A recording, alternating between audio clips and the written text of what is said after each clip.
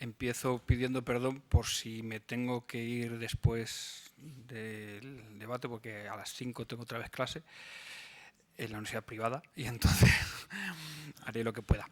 Pero,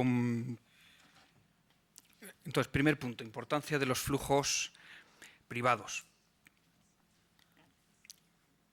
En 2013, la ayuda oficial al desarrollo, por partir del dato que a lo mejor tenemos más en la cabeza o que vamos dando más seguimiento, 134,8 miles de millones de dólares. Optimista, un 6,1% en términos reales más que en 2012, que fue un poco 4% menos.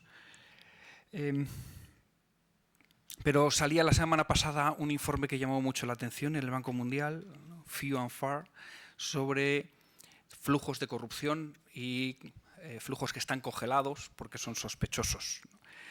Entre 20 y 40.000 millones de dólares al año se estiman los flujos de corrupción, frente a 134.000. Pero los que están congelados actualmente son 100.398 miles de millones. O sea, el conjunto de la AOD mundial de un año está congelada por fuertes sospechas de origen ilegal, ilícito, por deuda odiosa, en cualquier caso inmorales. Solo 423, sin los miles, han sido devueltos el año pasado, un 30% apenas. Bueno, la inversión directa extranjera es el flujo privado más importante de la financiación del desarrollo en el mundo. Es 4 veces la ayuda al desarrollo. En 2012, unos 300.000 millones. Fue 350.000 millones, a 50.000 millones más en 2007, antes del inicio de la crisis, que marcaría ese máximo, ¿no? O sea, aproximadamente es el 62% de la financiación de todos los flujos privados para el desarrollo. El resto, en bloque grande, serían las remesas, ¿no? Que serían 2 veces la ayuda al desarrollo, ¿no? En África, ingresos por impuestos o ingresos de fuentes, digamos, de origen doméstico, 520.000 millones. Ingresos privados, diferentes a las remesas, 60.000. Ayuda oficial al desarrollo, 50.000. Remesas, 41.000 millones. La suma completa, 670.000 millones. Esto es como cuando los cosmólogos empiezan a decir los años luz a los que están las estrellas, que yo siempre digo, o sea, muy lejos. Pero si los ponemos en términos relativos, a lo mejor iluminan más. O sea, el conjunto de financiación del desarrollo de África está sostenida por impuestos, el 78%. El 78%. Luego los flujos privados serían un 9%, la ayuda oficial al desarrollo un 7%, las remesas otro 6%, ¿no? Bueno. Lo que pasa es que, claro, pues no son, idea y metáfora más importante, 3 fuentes distintas que van al mismo río. Hay una sola fuente, que es el origen privado. No hay 3 fuentes de desarrollo, los oficiales bilaterales, los oficiales multilaterales y luego los privados. Todo lo oficial, incluido lo multilateral, antes fue privado, siempre. Entonces, la importancia es decisiva. Pero tienen diferencias muy notables. Los fondos públicos. Entro entonces en el segundo punto del rol o lo cualitativo. Los fondos públicos, bueno, tienen un sometimiento a la regulación. Los estados crean regulaciones. La bobada esa de que los mercados se autorregulan es una bobada. Solo los estados regulan.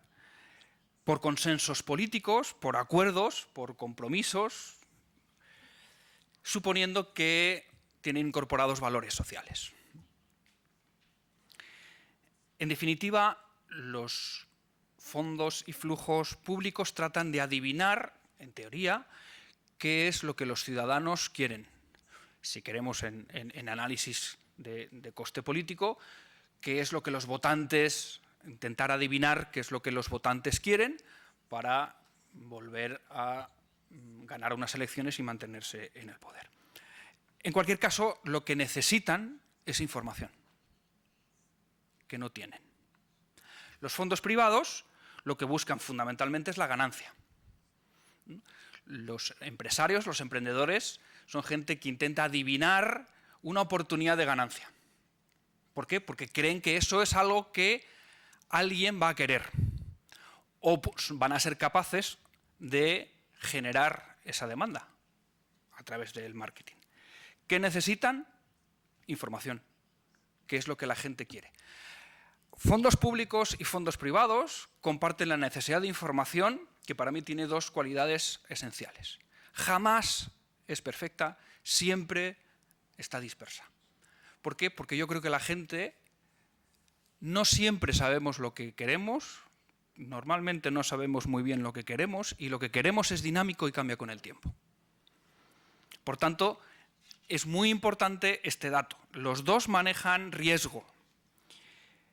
¿Qué hace el riesgo para el fondo público? Pues se blinda mediante la coacción. Los fondos públicos tienen dos capacidades que no tienen los fondos privados, ¿no? Imponer por impuestos y si no te meto en la cárcel, ¿vale? Y un monopolio muy interesante, que solo ellos pueden acuñar moneda. Los privados, ¿qué hacen?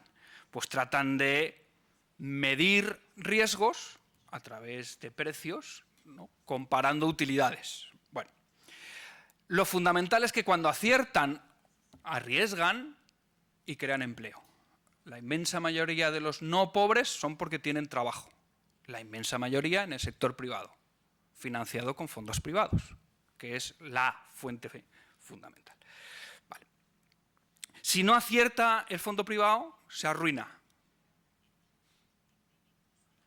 o se le rescata. Si no acierta el fondo público, a lo mejor pierde las elecciones, ¿no? Pero a lo mejor tampoco le pasa nada. Sobre todo si no acierta en una intervención que no ha sido en su país.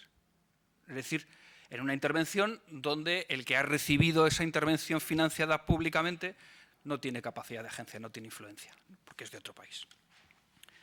Y me quedo ahí porque los otros lados oscuros más macro son menos importantes.